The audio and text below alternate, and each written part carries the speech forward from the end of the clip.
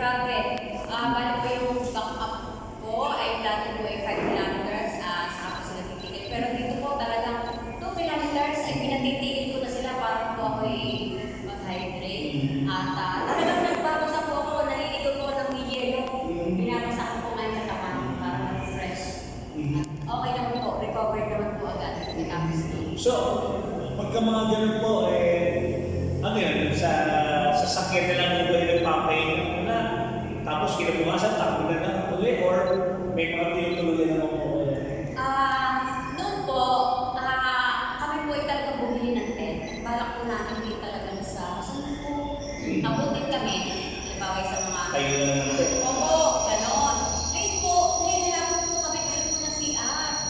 Gusto ko po bago mag-start ang run po, ako'y maliligo, yung fresh.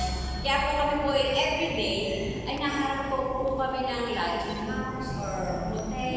At kami po ay natulog doon at parang din po makapaligo at makagamit ng CR po. So, hindi naman ako nahihirapan na may mga liblib na lugar siguro na meron pa rin. Ay, meron po. Sa totoo lang, medyo nakakatakot. Parang creepy ang lugar.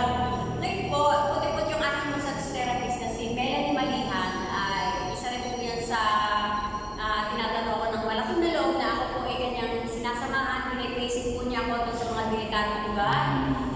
Kapag po madilim, wala po talaga totally dark.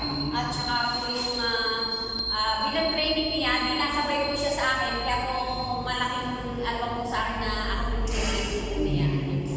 So, ano yun po natin, Ma'am Marlene, no? So, meron ang team, siyempre, no? Isang grupo kayo. Sino-sino po yung bumuo ng grupo ninyo? Para may sakto para mo. Kami po ay bali 4 po kami. Sa isang team, yung po ang aking husband na si Tony Dunesa, siya po ang aking driver, mechanic, yes po, at saka navigator, at saka po itong si Coach Nick Gandesa, na siya po ang nagpipicture, nagbi-video, at saka po siya po ang For nag-record